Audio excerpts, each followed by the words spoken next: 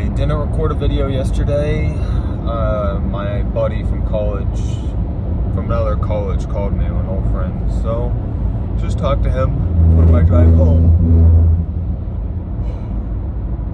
I don't really got much to say. I mean, there's been multiple times throughout my week so far that I've kind of thought about talking about something, and then it's kind of drifted away. Like, one thing that did come back to me though is I guess I had ideas talking about just the power of technology. I think it's so impressive, and I will give a little bit of a bit on it, but I really don't. I'm tired. I don't want to think too hard in that context of conversation. But I don't know. I think the internet is the first time that there's ever been a lack of profit. Or no. The internet is the first time where you really don't have to put in any work to turn a profit. I mean, you do still have to put in work. At the end of the day, you do have to. You know, me recording this right now, let's say I was making $2,000, getting 1 million views per video I posted doing this. Like, obviously, I'm putting in effort talking about this, but I actually enjoy it. It's like something. It's more like doing. Sometimes, you know, you're doing a hobby, and the only effort you're putting in is putting the camera on that hobby that you're doing. For example, like guys who like do furniture, you know, or restore stuff as their hobby. An old man who restores old toys or something, or crafts something like carpentry wise. It's like, it's his hobby, and he's just recording it and talking and telling people about it, informing people. And it does, like, there's a little bit of extra effort there, you know, having to talk to the camera and set up the camera and do the editing. But besides that, like, the amount of money that you're making from your hobby just doing that, you know, those guys who restore stuff and will get 10 million views, which is like $20,000 at a minimum, depending on how many ads they have running on their videos. It's like, that is crazy to think about. It's like absurd. I mean, yeah, the internet is really like one of the first times you ever found out a way to make like a profit from really not much. I mean, you know, there's some YouTubers that put thousands of dollars into their content. Mr. Beast, obviously, but he turns a massive profit. And it's like, the name of the game is kind of, I mean, it's the same with building a product. Like, at the end of the day, I feel like there really isn't too many markets out there, and you want to think, oh wow, there's such good money in oil or whatever, or something crazy like that. But it's really, the reason why oil is so good is because everyone uses it. I mean, that's the big thing. It's like, what's a market that really you're gaining, like, let's say you're selling a product up for $100 and it only costs $10 to make, you know? At the end of the day, there are not that many things. Now, let's say, I think Jordan shoes is an example of that. There are a lot of clothing. Okay, the fake markup of price that we made Supreme merch and all that stuff, that is something ridiculous. That is something ridiculous. That is true. But I feel like, think about milk. I don't know how there's a profit in milk when you're selling it for like $3 or $3.50 per gallon, and a cow that you own may produce, I don't know how many gallons of milk a cow produces a day. I don't know. Okay, let's say something crazy like, or not crazy, something like 5. I don't know. That means that cow is producing $3.50 times 5. You know, I'm going to say $3 because I can't do all that math. $15, you know. Okay. 15, $17.50 with the $3.50. So $17.50, that cow is making $17.50. You have to think, you have to put in the effort of, and maybe cows make so much more, many more gallons a day. I don't know. But I don't know if they milk every cow a day. I don't know if you have 200 cows on a farm, do they have some device that's able to milk that much out of cows, or do you have a constant run? I don't know. Or they have multiple devices. But whatever. You're paying for the electric for the device that milks that cow. You're paying for the labor costs of the people who are helping you milk that cow. You're paying taxes on the facility, or paying off a debt for the facility that you built to hold that cow, the food that the cow ingests, the cost of pasteurization, the transport cost if you're involved in that, the contracting cost of probably hiring a person to, you know, contract that milk out to companies or whatever they use it for, and just all the other small things that go into, you know, paying for the accountant, paying for all the people that work for you, and then you needing to turn turn a profit at the end of the day at a sizable amount that actually makes it worth your while. And that's why it's like, ever since industrialism, when the government started doing all that, paying for stuff, they really kicked out the whole small farm idea, where small town farms don't really work as well anymore compared to large farms. It's like you either had to go big or you go home, because during, I don't know if it was during the war that government started doing subsidies and stuff and like really trying to just boost that and make large farms, because industrialism, obviously, that, just industrial animal farms, and kind of booted out. Like, I'm driving around areas that I'm assuming all these properties, I'm driving by cornfields, on cornfields, on top of cornfields. These are all owned by smaller farmers, farmers that still probably have a monopoly over the district or the county, but they're not owned by like some big Kalmbach feeds company or something. I don't believe, but they probably have contracts where Kalmbach says, hey, we'll pay, I'm sure a lot of these guys have contracts with those big feed companies, because I don't think they make their own grain. I don't know, we have one feed company around us that actually makes their own feed and stuff, but even then I don't think they're massive. Like, I don't think they might be millionaires. They got some pretty big systems, but whatever.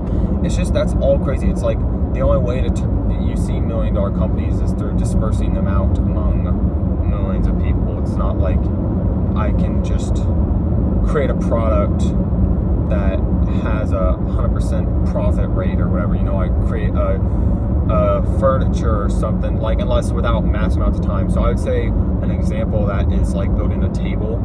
Another big example, building a table, like those tables can go for like $10,000, $20,000. One of those nice oak tree table things. Not oak, I don't know, that's a really heavy wood.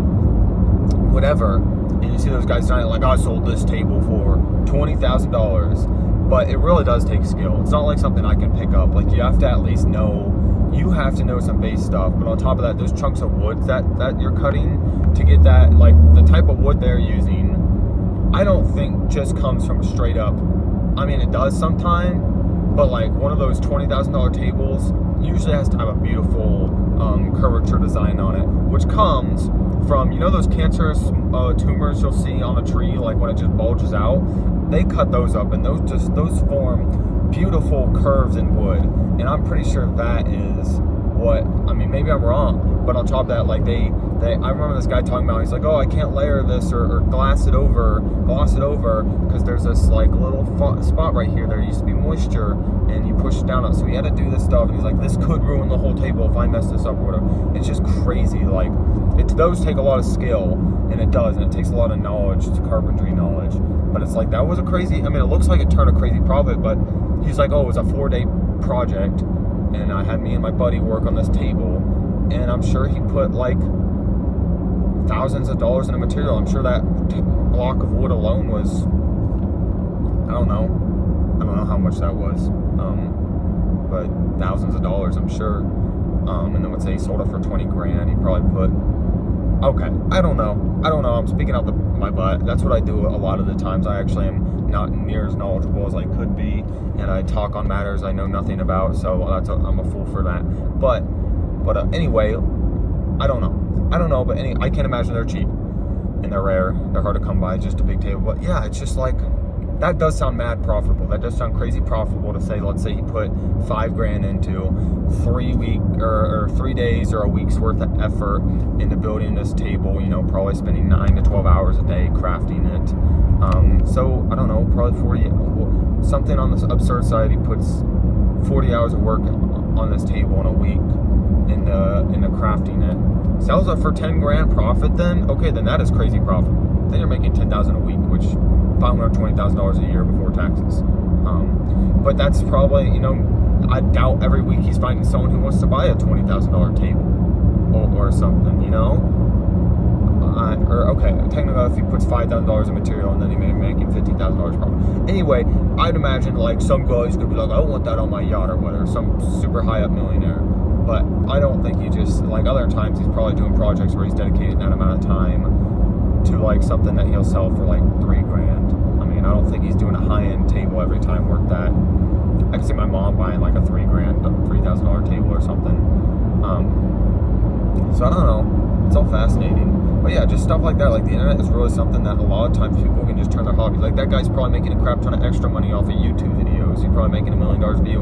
It's $2,000 a video or whatever, just showcasing his thing. So I don't know. I think the internet's an incredible thing.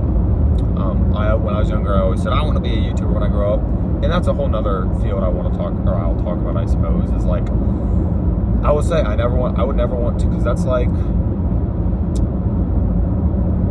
I think being a YouTuber is kind of the same premise as being a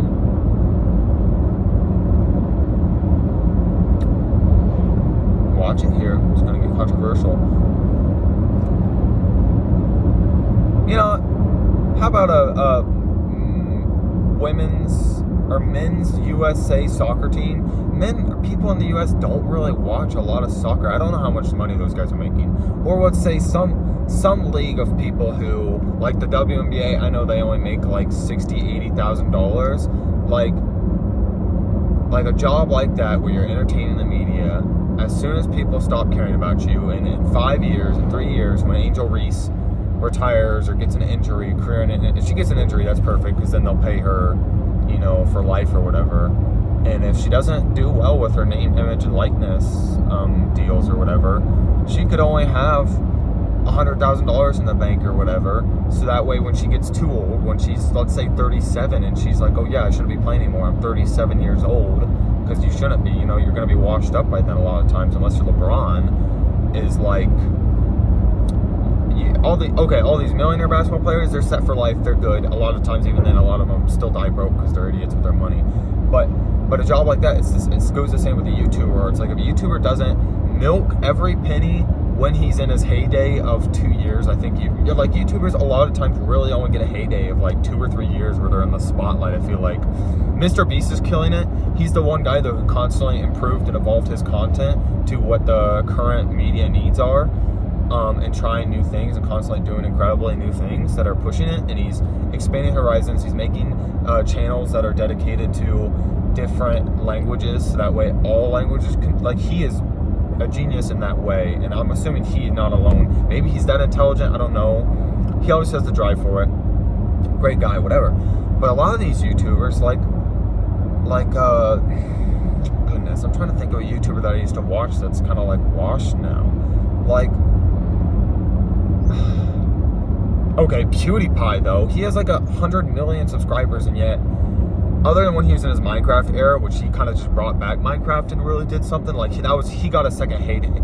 But after that, like when he just posts random videos that are like 13 minutes long of him talking about something, like he's getting, I don't know, not crazy amount of views for how many subscribers he has. Same with like,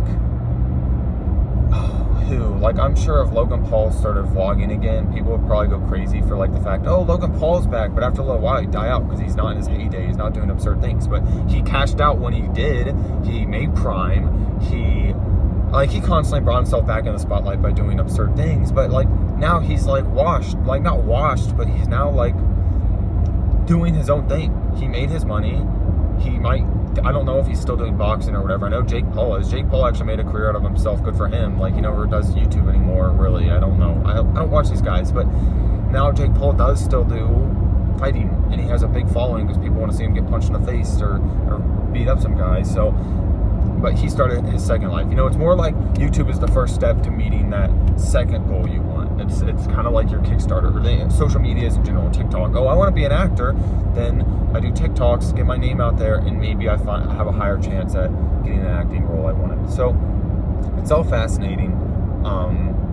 But yeah, I don't think YouTube would be a reliable job that I want, just because I know that after 2 years, when I'm no longer in the heyday, you know, let's say I get 5 million subscribers, when people stop being like, oh, I want to watch this guy anymore, because really, you have a fan base that we're constantly as humans going through new phases of life because our cells, you know, every 7 years we become a new person because our cells regenerate or whatever. It's like those 3 years that I was in a stage where I watched this type of YouTuber, like I will say I probably watch very few YouTubers do I watch now that I watched like 4 years ago or 3 years ago, but you know, so it's like once they lose that fan base, unless a new fan base comes along to reignite their like algorithm and make them show up again, you know, I don't know. It's just, they'll die off. Like, look at Smosh. Smosh owned YouTube 10 years ago or whatever. 2014, they were like in their prime, the biggest YouTubers everyone talked about. Oh, they blah, blah, blah. Then they sold their channel and they got washed out. And I don't know what those guys are doing now, but it's like, it's kind of crazy to see that we're seeing these big name YouTubers who used to be known by millions and loved and adored, like, now could be working some job that, I don't know, could be working in a factory for all they know, because that's like the only job that they can take that makes decent money. It's like, because they weren't smart with their money. You know, like, once again, it's funny to say, like, everyone wants to say Logan Paul and Jake Paul are idiots, or someone like that, but it's like Logan Paul, he did other things, you know. I had an alarm set on my phone that canceled the video, so I'm gonna just finish up my thoughts real quick and I'll probably hang up. But Logan Paul, like, he did these events that, when he started to lose a little bit of fame, I just get into the boxing arena and get punched in the face by Floyd Mayweather and all that, and then you know, he made $10 million from that. That's practically set for life. You can live off the interest of that alone and like live lavishly, you know, interest alone after that, and like Roth IRA, or put money, okay, you can't put that in a Roth IRA, put that in some CD or something, make 5% a year on a fixed or CD rate of, okay, let's say for 3 years, 2%, you'd be making $200,000, no, that's not right either, 2% of $500,000, of, $200,000 a year, yeah, and so, like, you'd be set, you'd be making good money, you'd be making more than, and obviously tax would then have to come out of that, but still, you'd be making over $100,000 a year, sitting on your butt. You know, that's enough to pay off your house taxes and live a fine life. But on top of that, the extra money that you're coming in, the other money that people who rewatch his vlogs, he's probably getting a small amount of money from that. And on top of that, he still has other stuff he started. You know, now he started Prime. So he was genius about that. The guy's an idiot, but Logan Paul did some goofy things, but he's kind of had his redemption arc, and he's really done a number for himself in his success field. And he's one of those people who built a career off his fame that will hold him to the rest of his life. You know, I hope he's smart enough and put $5 million in savings, then he could go willy-nilly with all the rest of his money, but at the end of the day, he could fall back on that $5 million if he decided to spend it all and then live a tempered life. So yeah, he's set himself up. So that's really all I have to say. That YouTube's an incredible thing, or the internet is an incredible thing where you can turn profit and make yourself something great out of nothing, out of just recording something. And it just depends how you like to evolve your content. Evolving your content, as long as you're doing that, you're gonna one day become big, I believe. There's a butt for every seat. You're gonna find someone who likes your content and wants to watch you, no matter what. Someone could find this entertaining to watch while they eat and just listen to my thoughts. You know, I listen to Drew Gooden talk and yap about stupid political current events or whatever.